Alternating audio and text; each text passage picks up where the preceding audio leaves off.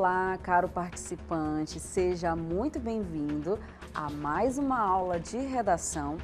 Eu sou a professora Lízia Adriane Magno e é um prazer estar aqui com vocês, ensinando e compartilhando sobre uma das partes mais importantes dessa prova, que é a parte subjetiva. Esta é mais uma aula do Aprova Mais Enem dos Concursos, uma iniciativa do Governo do Estado do Maranhão. E para acompanhar essa aula, você pode acessar o QR Code ou ainda seguir o link aí disponível na descrição. Na aula de hoje, nós vamos aprender sobre a estrutura de temas propositivos. O que é uma proposição? Nós falamos nos módulos anteriores que o tema pode ter uma subdivisão.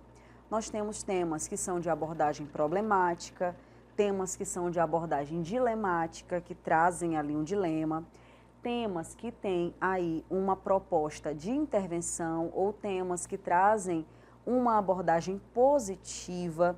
Às vezes o tema pode já trazer para a gente uma solução.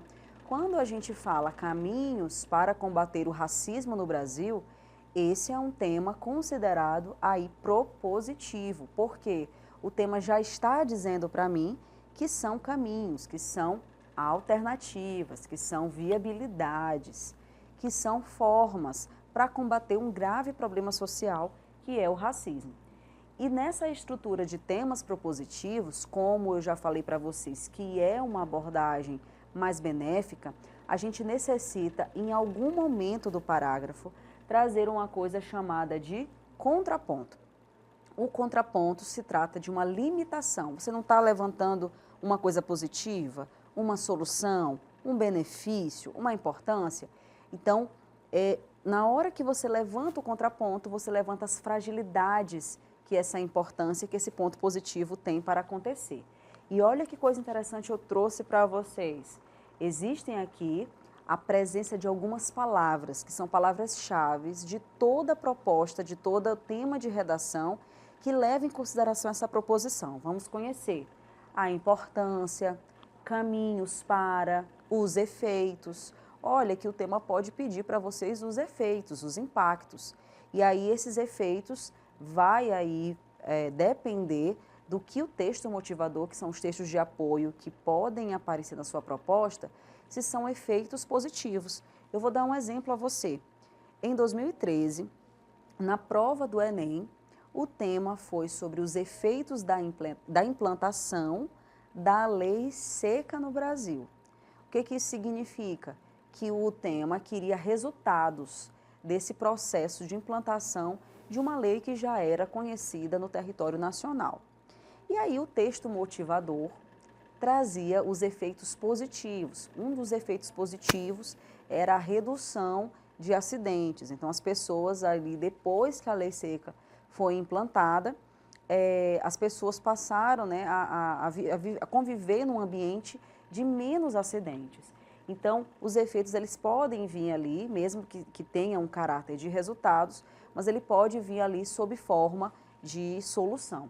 A gente tem também, como, que são temas que aparecem com perguntas, e aí, gente, na minha opinião, se o tema aparecer como pergunta, fica até mais fácil, porque a sua tese vão ser aí duas respostas, né, para isso.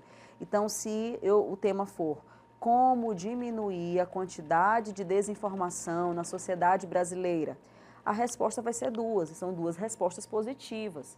Então, isso também é considerado um tema propositivo ou também um tema solução.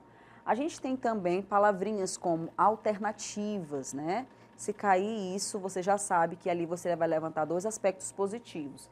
E a gente tem também a garantia.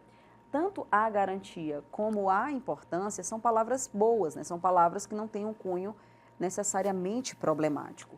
Então, ali você vai trazer uma estrutura de solução para esse problema. E aí você pode trazer, você pode trabalhar tanto as palavras positivas, como também você deve propor algo novo, dependendo daquilo que o tema está trazendo para você. Em seguida, o tema proposição pode também trazer ali uma reafirmação do que já existe. Então, podem aparecer palavras-chave como a ampliação, a fiscalização, o endurecimento. Na hora que cair, por exemplo, a garantia dos direitos cidadãos, né? A garantia dos direitos fundamentais, por exemplo. Então, isso também é considerado um tema-problema e vai aqui estar nesta categoria de reafirmação do que já existe. Você também pode, dentro dessa temática, apontar e justificar. Não necessariamente levantar a origem daquele problema, até porque não é um problema. Então, se o tema vier o papel das mobilizações sociais, que já foi, né, um tema de redação em um exame, você vai aqui dizer que papel é esse, o que essas mobilizações fazem. A gente tem também a importância da prática leitora, a importância da leitura, a importância do avanço da alfabetização brasileira, né? Já que o Brasil cresceu nos números de alfabetização aí nos últimos anos. E aí, dentro de todas essas características, a gente traz aqui para vocês um exemplo muito prático dentro do eixo social e infraestrutura, que é a importância da democratização do direito à moradia no Brasil. O direito à moradia é um direito considerado fundamental. E esse direito fundamental significa dizer que ele está nas bases da Constituição Federal e que cabe ao governo, cabe ao Estado trazer essa garantia. E a palavra-chave daqui é a importância. Então, o que o aluno vai fazer nesse sentido? Ele vai apontar que importância é essa. Então, aqui ele vai justificar. E aí ele vai dizer por que o direito à moradia é importante. Por que democratizar? O que é democratizar? Universalizar, fazer isso se tornar para todo mundo, né? E hoje, diante de um contexto, né, que é a moradia no Brasil, nós precisamos garantir condições acessíveis a todos. Por falar de acessíveis, o Brasil conta hoje, dentro do seu Ministério de Integração e Desenvolvimento Regional, de vários programas que servem para garantir esse direito fundamental, visto que a extensão territorial brasileira, por vezes, é dificultosa quanto ao levantamento de estatísticas, né, das pessoas que realmente necessitam. Mas o Brasil, a todo momento, articulando com as suas secretarias estaduais, né, de desenvolvimento regional, tenta sanar essa problemática. E aí, o Brasil conta hoje com o programa Minha Casa Minha Vida e também com o programa de moradias acessíveis. Quando a gente pensa em moradias acessíveis, eu estou falando ali de moradias e habitações em que este cidadão consiga realizar as suas atividades, né? Então, ali no contexto de moradia, ele consegue ter acesso a um hospital, a uma farmácia, a um supermercado, a uma escola, ou seja, o direito de morar perpassa também toda uma disponibilização de infraestrutura ligado ao saneamento das necessidades individuais, que o Brasil chama isso de liberdades individuais. Então, o direito de morar, olha que coisa interessante, o direito de morar está diretamente ligado ao âmbito da mobilidade urbana. Então, esta pessoa precisa ali morar num lugar que seja propício para ela realizar todas as suas atividades. E aí, pensando nisso, o tema quer que você diga por que é importante que todo mundo more bem. Por que é? E aí o aluno vai trazer, o candidato vai trazer aí duas respostas a essa democratização. Vamos pensar juntos sobre essas duas respostas que vocês poderão ali colocar.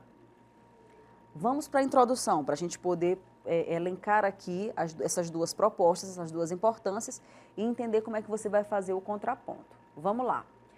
Primeiramente, nós temos uma introdução, mais uma vez, de 6 a 7 linhas, que é aí dividida em 3 partes. Nós temos a ambientação, que é uma referência, uma associação, um processo dedutivo. Em seguida, eu coloco um operador argumentativo que ligue a ambientação ao contexto brasileiro, ou seja, como está a situação habitacional brasileira. E depois eu coloco aí a minha tese. E a minha tese vão ser as duas respostas positivas, ou seja, eu vou responder por que é importante. Então, vamos supor, eu, Lízia, estou produzindo essa redação e eu acho que é importante democratizar o direito à moradia no Brasil. Porque isso garante a mobilidade. Pronto. Então, essa pessoa precisa morar porque ela também precisa se deslocar. 2, por que democratizar esse direito? Por que todas as pessoas precisam morar em uma localidade? Porque aí ela também fica livre da violência e de outros problemas que a rua, né, pode oferecer. Vou contar uma situação muito interessante que um antropólogo brasileiro chamado de Roberto da Mata nos conta em uma obra intitulada O que faz o Brasil Brasil. E aí, dentro dessa perspectiva, ele faz uma subdivisão entre o ambiente da casa e o ambiente da rua. Roberto da Mata vai dizer que o ambiente de casa é um ambiente relacionado à segurança, ao conforto, à afetividade. Então, teoricamente, quando você tem uma casa, e essa casa ali é o que a gente chama de ecúmeno, ou seja, o lugar onde você habita e pode transformar, você está seguro das influências externas, até de desastres naturais, né? E ele fala do espaço da rua. A rua implica na liberdade, a rua implica na insegurança, a rua é de todos, a rua não é privativa.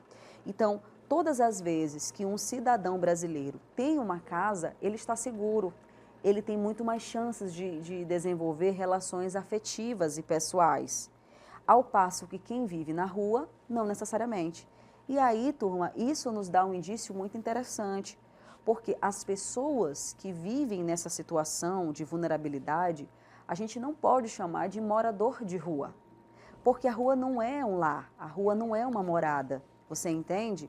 Então, a pessoa que vive nesta situação, olha como o nome muda, ela está em uma situação de vulnerabilidade, né? Então, ela diz que é uma pessoa em situação, porque essa situação pode tranquilamente mudar, né? Ela deve ser mudada, porque isso é um direito fundamental. Então, pronto, eu elenquei aqui 2 respostas, e olha como as minhas 2 respostas são positivas. E olha como eu respondo ao que o tema diz. O tema está afirmando sobre a importância. Bom, se é importante porque garante a mobilidade e também porque protege essa pessoa da violência e da marginalização das ruas. Pronto, terminei a minha introdução lindamente, né? Trouxe aqui uma representatividade bem interessante e aí eu vou partir para o que eu chamo aqui de estrutura do desenvolvimento 1. E aí eu trouxe aqui para vocês uma parte super interessante, que é aqui a parte do operador argumentativo, da legitimação e do contraponto. Mas antes de chegar aqui, eu gostaria de falar que a primeira parte do parágrafo é uma parte que você vai explicar positivamente, né? Então, a primeira parte você vai defender aí sobre, no caso da minha solução lá, sobre as partes, né, que envolvem aí a mobilidade urbana, porque que isso é importante. E no meio do parágrafo, eu vou levantar uma coisa chamada de contraponto. O que é o contraponto dentro de um tema propositivo? Se eu venho trabalhando aqui as partes positivas, o meu contraponto se trata aí de uma limitação, de uma fragilidade, ou seja, os problemas que aquela solução tem de acontecer. Ora, se eu digo que o fato de ter uma casa, de ter uma moradia, me garante mobilidade, quais são os impedimentos dessa mobilidade, né? Então, perto dessa casa, precisa ter todos os equipamentos necessários. Tem? Não tem, então isso vai ser o contraponto.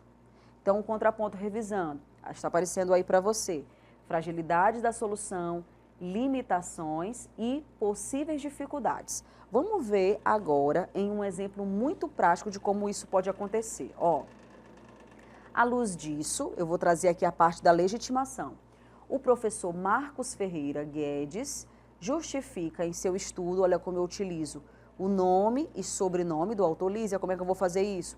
Eu preciso utilizar uma técnica de fichamento de todas as informações até o dia da prova chegar. Toda semana eu estudo isso por eixo, faço essa técnica, né?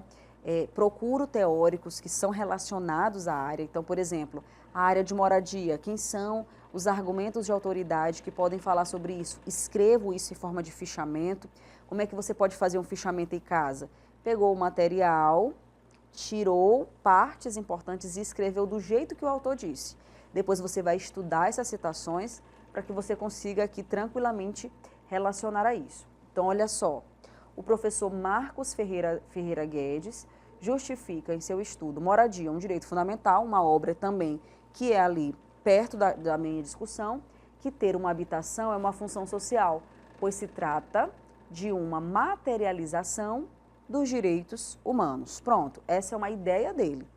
Mas, será que no contexto brasileiro isso está sendo garantido? Aí vem meu contraponto.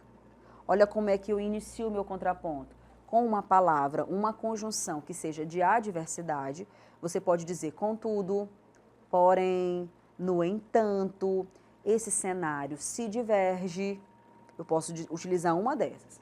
Contudo, no cenário nacional, fazendo aí referência ao cenário nacional, né, essa perspectiva é comprometida, visto que há um déficit habitacional, eu mostro nas fragilidades, expressivo, que envolve desde residências inadequadas à ausência delas, ou mesmo situações de despejo. Utilizo a estratégia da argumentação por exemplificação. Então, eu trago as limitações disso, né? Mesmo que a moradia, como aqui o exemplo do parágrafo está mostrando, ela é importante porque ela é um direito fundamental, mas aqui eu tenho algumas situações que estão impedindo isso de acontecer com eficácia e eficiência. Então, vai dizer ausência delas ou mesmo situações de despejo, em decorrência de situações como desemprego ou altas tarifas habitacionais. Olha como eu digo aí as dificuldades que o meu ponto positivo trouxe e foi elencado aí, tá? Olha aqui outros exemplos de palavras que você pode iniciar o seu contraponto, e o contraponto ele precisa estar dentro do parágrafo de desenvolvimento, tanto um quanto dois. Então, você levanta o ponto positivo, o ponto negativo no desenvolvimento 1 e no desenvolvimento 2, o ponto positivo e o ponto negativo também. Olha essas palavrinhas aí, ó. Contudo, olha que palavra interessante. Em contrapartida, por outro lado, né? É interessante o por outro lado porque ele dá ao mesmo tempo essa ideia de continuidade, mas também sob um outro viés. Essa expressão também é muito boa, ó. Sob outro viés. Olha também aqui, ó, sob outra ótica, entretanto. E aí, na hora que você faz isso, você demonstra para a prova que você consegue ver os dois lados da moeda, né? Você também vai levantar as possíveis, do contraponto, vai levantar as possíveis contrariedades que aquela solução tem para acontecer. Então, por exemplo, alguns exemplos. Moradias mais localizadas, olha o contraponto. Falta de organização citadina estrutural, que nós já estudamos isso. Ampliação de programas sociais habitacionais, qual é o contraponto? Dificuldade na identificação e mapeamento de comunidades que vivem em péssimas condições habitacionais. É interessante notar, gente, que na hora que você pensa no ponto positivo, automaticamente você pensa no problema que isso está relacionado, ou seja, na dificuldade que isso tende a acontecer.